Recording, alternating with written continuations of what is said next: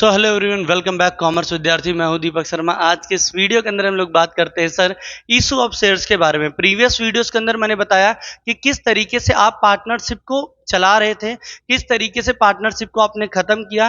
ठीक है, सारी इंफॉर्मेशन आपको प्रोवाइड कर दी गई। ठीक, अब इस वीडियो के अंदर हम लोग बात करने वाले हैं सर कि किस तरीके से कंपनीज को चलाना है। ठीक है, कंपनी के अंदर क्या क्या चीजें आएंगी उनके बारे में हम लोग बात करेंगे। इसलिए चैप्टर है इशू ऑफ शेयर्स। ठीक है, अकाउंटिंग फॉर कंपनीज। ठीक, पहला वीडियो है, एकदम ध्यान से देखिएगा। बहुत छोटी सी वीडियो के अंदर सारी इंफॉर्मेशन आपको मिल जाने वाली है। ठीक है, तो बात करते हैं sir basically source of fund. Company चलाने के लिए हमको फंड की रिक्वायरमेंट होती है। सोर्स ऑफ फंड, कहां कहां से फंड मिल सकते हैं। दो तरीके के फंड अपने पास बेसिकली होते हैं, हमने बिजनेस के अंदर पढ़ा।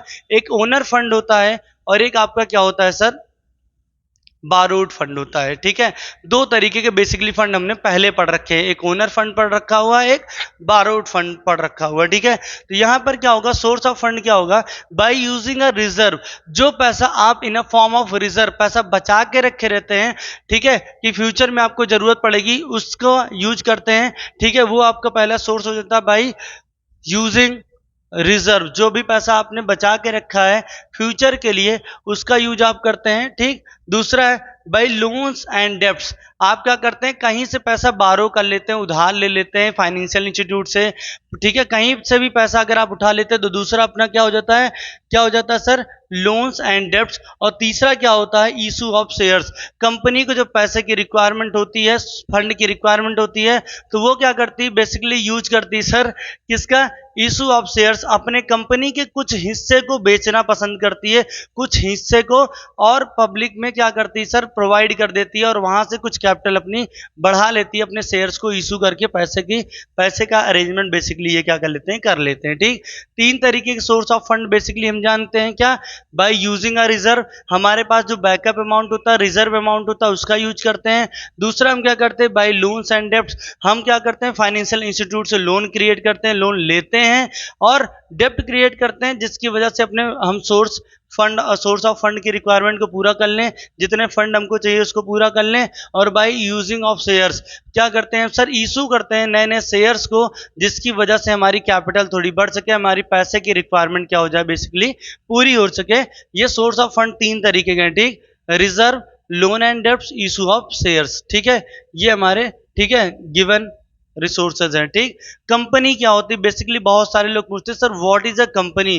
कंपनी क्या होती है, एक आर्टिफिशियल पर्सन होता है, ठीक है, created by law, having a separate legal entity with perpetual session and common seals. ठीक है, कंपनी क्या होती है, एक सेपरेट लीगल एंटिटी होती है। सेपरेट लीगल एंटिटी मतलब कंपनी अलग होती है, पर्सन अलग होता है। ठीक है, कंपनी एक आर्टिफिशियल पर्सन होता है। ठीक, क्या होता है, आर्टिफिशियल पर्सन है, क्रिएटेड बाय लॉ, लॉ के थ्रू क्रिएट किया जाता है, ना कि आप अपने मन से उसको क्रिएट कर सकते हैं। वो रूल एंड रेगुलेशन के बिहाफ पे क्रिएट होता है। अगर किसी भी तरीके से, अगर मान लीजिए आप किसी XYZ कंपनी में काम करते हैं, अगर केस कंपनी के ऊपर होगा तो उसके अंदर एम्प्लॉइज के ऊपर कोई इफेक्ट नहीं आने वाला है। क्यों, क्योंकि वो क्रिएटेड बाय लॉ है, आर्टिफिशियल पर्सन है। सारा का सारा जो रूल एंड रेगुलेशन अप्लाई होगा या जो भी केसेस आने वाले हैं वो किसके ऊपर आएगा सर, कंपनी के ऊपर आएगा, ना उसके एम्प्लॉइज के ऊपर। ठीक है, यह डिफरेंस होता है, इसीलिए बताया गया कंपनी क्या है, आर्टिफिशियल पर्सन है, क्रिएटेड बाय लॉ। आर्टिफिशियल मतलब क्या होता है सर,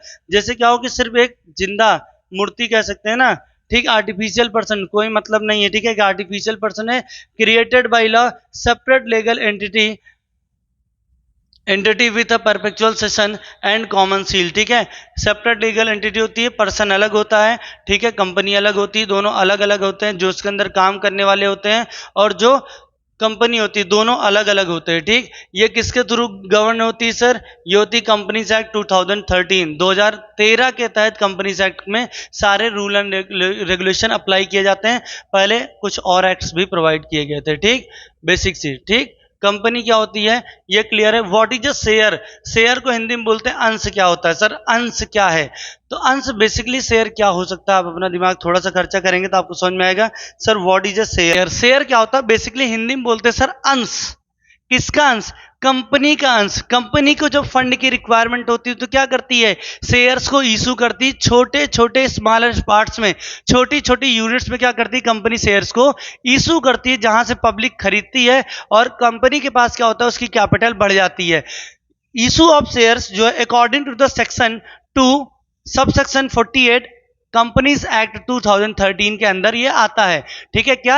सेक्शन 2 सब सेक्शन 48 के अंदर आता है। कंपनीज एक्ट 2013 के तहत शेयर होता क्या है? बेसिकली शेयर हम जानते हैं जो ईच स्मॉलर पार्ट्स होते हैं, कंपनी के छोटे छोटे अंश होते हैं, टुकड़े जो होते हैं, कंपनी इनको बेच के जो फंड क्रिएट करती है वो हमारे लिए क्या कहलाते हैं सर? शेयर्स कहलाते हैं। ठीक, क्लियर है इतना कंप्लीटली? इसके अंदर दो चीजें होते हैं, टू काइंड्स ऑफ शेयर्स। दो काइंड्स ऑफ शेयर होते हैं सर। कौन कौन से होते हैं सर? एक प्रेफरेंस शेयर होता है और एक क्या होता है? इक्विटी शेयर होता है। प्रेफरेंस शेयर और इक्विटी शेयर ये कंपनीज एक्ट, ठीक है, सेक्शन 43 के तहत आते हैं, सेक्शन 43 के अंदर आते हैं।